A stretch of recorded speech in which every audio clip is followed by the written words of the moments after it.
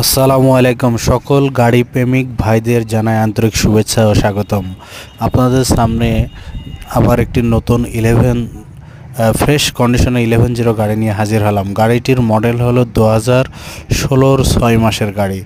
গাড়িটির chassis, body, cabin সম্পূর্ণ fresh, কোনো মার খাওয়া হিস্টোরি নেই। চাকাগুলার ছটা টায়ারই সম্পূর্ণ নতুন, 1.5 মাস করে বয়স।